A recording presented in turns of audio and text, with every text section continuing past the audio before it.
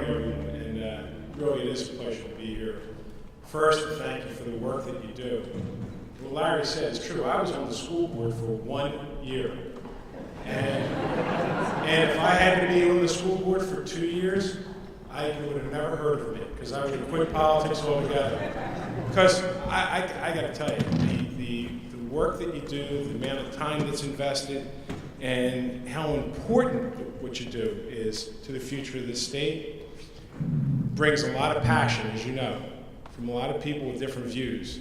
So, number one, it's greatly appreciated, and thank you for what you do, because I actually really do know how hard it was. And it's not gray hair, it's no hair. I lost hair doing it. But, you know, we are really in a state that makes a major investment in education. And our schools are actually very, very good.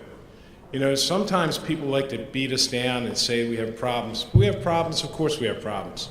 Are we perfect? We're absolutely not perfect. But we have some of the finest schools in the nation, and our children are the most sought after.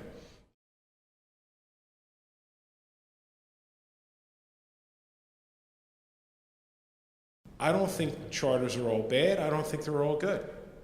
I don't think there should be charters where they don't belong, where they're not needed. And I don't think that we should look at education as a business. But I do see value in some charter schools, to be perfectly honest with you. I do see some value in certain charters where they're needed, where families are frustrated and they don't think their schools are doing well, and their children, they don't feel their children are getting a quality education.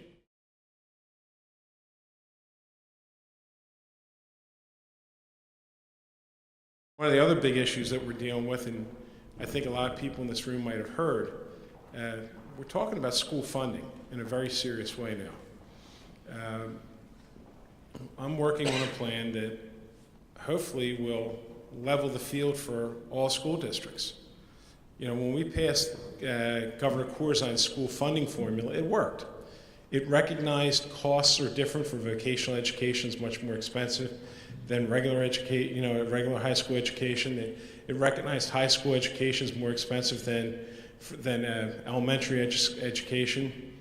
But our problem was we did a thing called hold harmless, and there was a couple other things we did, and it was only supposed to be temporary. So what's happened, we did that so we didn't create any losers. The whole purpose of doing it was not to create any losers. And unfortunately, what we created, a whole bunch of losers.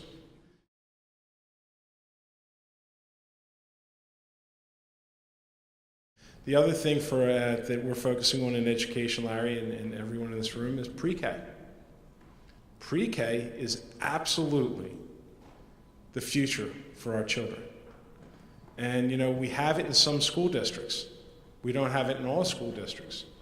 Now, first things first, we created a program called New Jersey Investing in You. And Senator Teresa Ruiz is leading this charge. First, we got to get every school in the state to have full-day kindergarten. You know, only 85% of the school districts in the state have full-day kindergarten. So that's what we're going to work on first. And then we're going to start focusing on finding ways to fund PreK. Because the investment in PreK actually saves you on the back end. You know, there was an old air filter commercial, Fran, pay me now or pay me later. When you invest on the up front end, you're going to save so much money on the back end.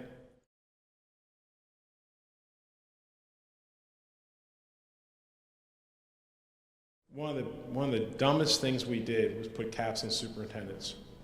It was one of the biggest. And just so you know, we didn't do it. We did not do it.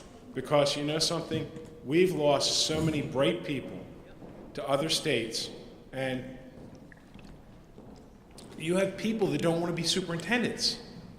So now we have acting superintendents. They stay in school districts for 2 years.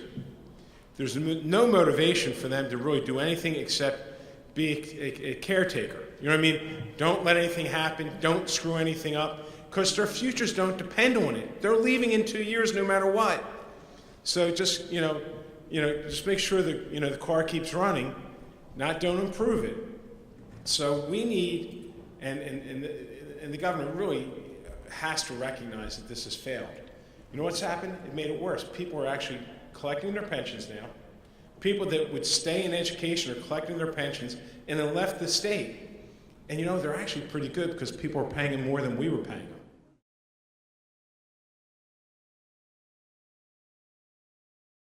I got into politics because of my daughter. My daughter was born with Down syndrome. I didn't like the way people with disabilities were treated. So you know what you do when you don't like something? Just like a lot of people in this room, you get involved. You step up and you get counted. And I figured the best way of getting something done was actually to be in a position to have a say in how things work. And the first thing for me was, as a freeholder in Gloucester County, we built schools for special needs kids.